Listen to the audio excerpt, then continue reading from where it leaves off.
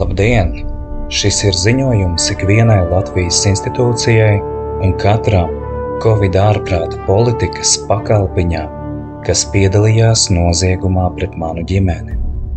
Vispirms informācijas prasība un jautājumi institūcijām, Jūrmalas bāriņtiesai, Jūrmalas tiesai.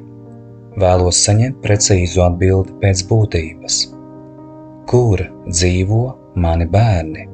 Roberts Daniels Markus un Emīlija Markuse. Kā ar maniem bērniem var sazināties pa telefonu? Kāpēc ar vien tiek piesakti noziedznieki, kas slēpj manus bērnus no manis kopš 2020. gada 10. decembra un posta mūsu attiecības, liedzot mums saziņu un iespēju satikties? Kurš par šo nodarījumu un radītajām ciešanām, vardarbību pret maniem bērniem un mani uzņemsies atbildību? Gaidu atbildi uz katru jautājumu. Izvairīšanos no atbildēšanas pēc būtības, atsaukšanos uz un slēpšanos aiz slampu varu ministru kabineta noteikumiem uzskatīšu par tīšu un apzinātu darbību, nolūkā kaitēt man un maniem bērniem, par ko prasīšu atbildību personīgi no katra līdzdalībnieka noziegumā. Informēju, ka esmu fiksējis noziedzīgu darbību grupā. Tas, ka noziegumā piedalījās daudzi, nepadara noziegumus par cienījamu rīcību. Arī seku līmenī nē.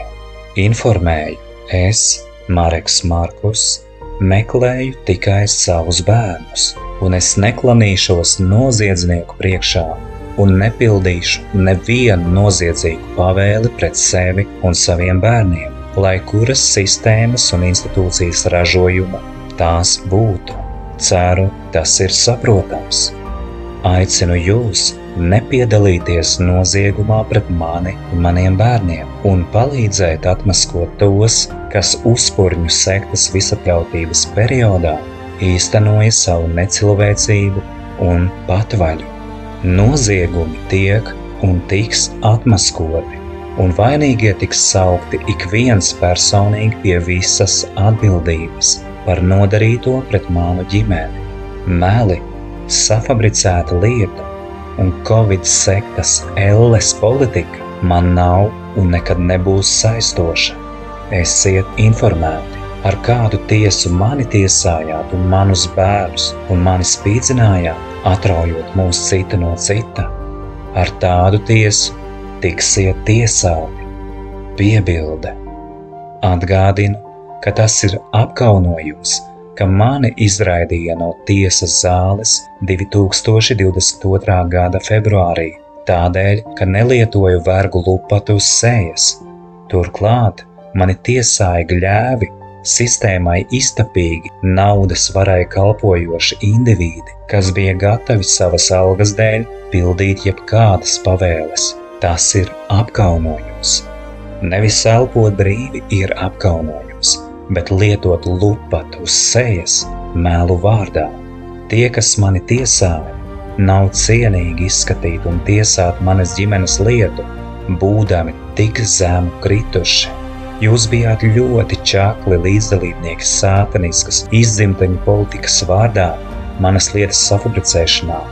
Esiet tik laipni, uzņemieties atbildību par radīto postu, pacenšoties vismaz vairs neko nepostīt.